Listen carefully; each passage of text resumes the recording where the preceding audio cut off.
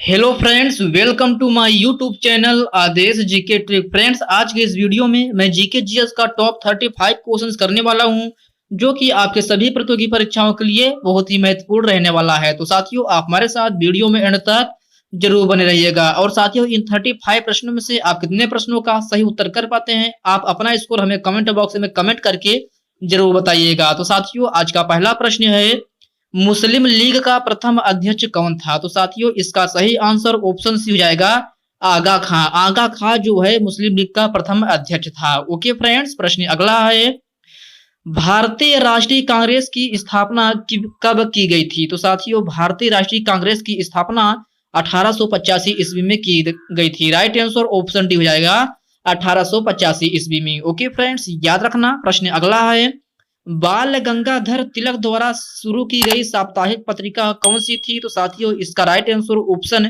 ए हो जाएगा Kesari. Okay friends, प्रश्न अगला देखते हैं। अगला प्रश्न है, भारतीय राष्ट्रीय कांग्रेस का प्रथम विभाजन कब हुआ था? तो साथियों, इसका राइट आंसर ऑप्शन सी हो जाएगा 1907 ईस्वी में। 1907 में जो है वह भारतीय राष्ट्रीय कांग्रेस का प्रथम विभाजन हुआ था। ओके फ्रेंड्स, प्रश्न अगला है, वाल्मीकि राष्ट्रीय पार्क किस राज्य में है? तो साथियों, आपको बताना है वाल्मीकि राष्ट्रीय पार्क किस राज्य में है। तो साथियों, यह बिहार में है। राइट आंसर ऑप्शन सी हो जाएगा बिहार में। ओके फ्रेंड्स, याद रखना। प्रश्न अगला है, बहमनी राजाओं की राजधानी थी? तो साथियों, बहमनी राजाओं की राजधानी गुलबर्गा थी। राइट आंसर ऑप्शन डी हो जाएगा गुलबर्गा। ओके फ्रेंड्स, याद रखना। प्रश्न अगला देखते हैं। अगला प्रश्न है, संविधान के किस भाग में संविधान संशोधन का उल्लेख है? तो साथियों, इसका राइट आंसर ऑप्शन सी हो जाएगा भाग 20 में। भाग 20 में जो है वह संविधान संशोधन का उल्लेख है। ओके फ्रेंड्स, प्रश्न अगला है, संविधान के किस भाग में नागरिकता का उल्लेख है? तो साथियों, आप बताना है संविधान के किस भाग में नागरिकता का उल्लेख है। तो साथियों, यह भाग 2 में है। राइट आंसर ऑप्शन ए हो जाएगा भाग 2 में। ओके फ्रेंड्स, याद रखना। प्रश्न अगला है, मौलिक अधिकारों का निलंबन कौन कर सकता है? तो साथियों, यह क्वेश्चन आपके लिए वेरी वेरी मोस्ट इंपोर्टेंट है, क्योंकि यह प्रश्न कई अलग अलग परीक्षाओं में बार बार पूछा गया प्रश्न है। तो साथियों, इसका राइट आंसर ऑप्शन डी हो जाएगा राष्ट्रपति। राष्ट्रपति जो है मौलिक अधिकारों का निलंबन कर सकता है। ओके फ्रेंड्स, प्रश्न अगला देखते हैं।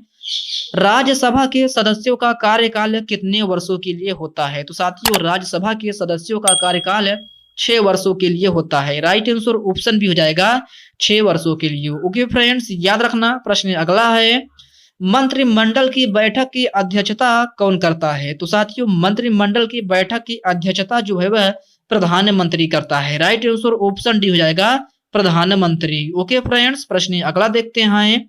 अगला है, स्वतंत्र भारत के प्रथम लोकसभा अध्यक्ष कौन थे? तो साथियों, स्वतंत्र भारत के प्रथम लोकसभा अध्यक्ष जीबी मावलकर थे। राइट आंसर ऑप्शन ए हो जाएगा जीबी मावलकर। फ्रेंड्स, यह प्रश्न भी कई अलग अलग परीक्षाओं में बार बार रिपीट हुआ प्रश्न है, तो इसे आप अच्छे से देख लीजिएगा। साथियों, प्रश्न अगला है, यूरोप की सबसे लंबी नदी कौन सी है? तो प्यारे साथियों, आप बताना है यूरोप की सबसे लंबी नदी कौन सी है। तो साथियों, यूरोप की सबसे लंबी नदी वोल्गा नदी है। राइट आंसर ऑप्शन सी हो जाएगा वोल्गा नदी। ओके फ्रेंड्स, याद रखना। प्रश्न अगला है, सहारा मरुस्थल किस महाद्वीप में स्थित है? तो साथियों, सहारा मरुस्थल अफ्रीका महाद्वीप में स्थित है। राइट आंसर ऑप्शन सी हो जाएगा अफ्रीका महाद्वीप में। ओके फ्रेंड्स, प्रश्न अगला देखते हैं। निम्न में से विश्व का सबसे बड़ा मरुस्थल कौन सा है? तो साथियों, आप बताना है विश्व का सबसे बड़ा मरुस्थल कौन सा है। तो साथियों, यह है सहारा मरुस्थल है। राइट आंसर ऑप्शन डी हो जाएगा सहारा मरुस्थल। सहारा मरुस्थल जो है वह सबसे बड़ा मरुस्थल है विश्व का। ओके फ्रेंड्स, प्रश्न अगला है, वर्ष 1919 में जालियांवाला बाग हत्याकांड कहां पर हुआ था? तो साथियों, जालियांवाला बाग हत्याकांड जो है वह अमृतसर में हुआ था। राइट आंसर ऑप्शन सी हो जाएगा अमृतसर में। ओके फ्रेंड्स, याद रखना। प्रश्न अगला देखते हैं।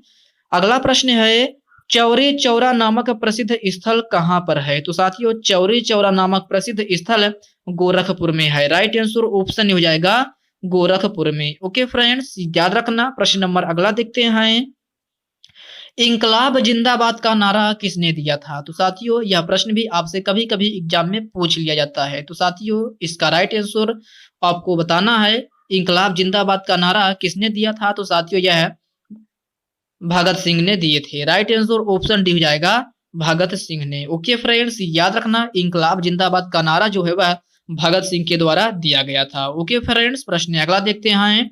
अगला है आनंद मठ के लेखक कौन है? तो साथियों आनंद मठ के लेखक है बंकिम चंद्र चटर्जी हैं। राइट आंसर ऑप्शन ए हो जाएगा बंकिम चंद्र चटर्जी। ओके फ्रेंड्स, याद रखना। प्रश्न नंबर अगला देखते हैं।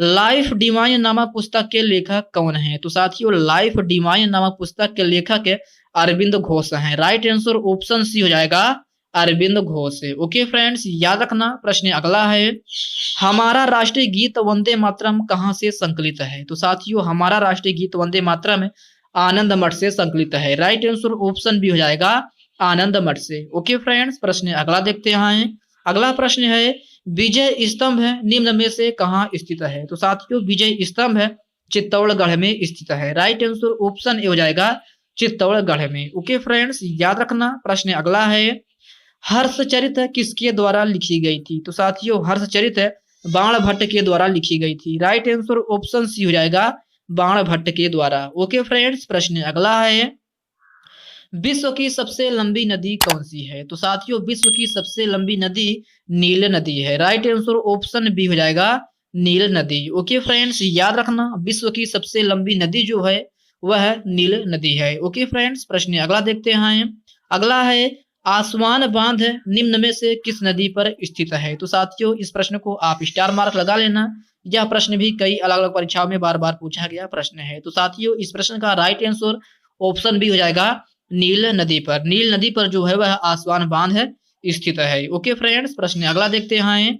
अगला प्रश्न है थिम्पू किसकी राजधानी है? तो साथियों थिम्पू जो है वह भूटान की राजधानी है। राइट आंसर ऑप्शन बी हो जाएगा भूटान की। ओके फ्रेंड्स, याद रखना। प्रश्न अगला देखते हैं।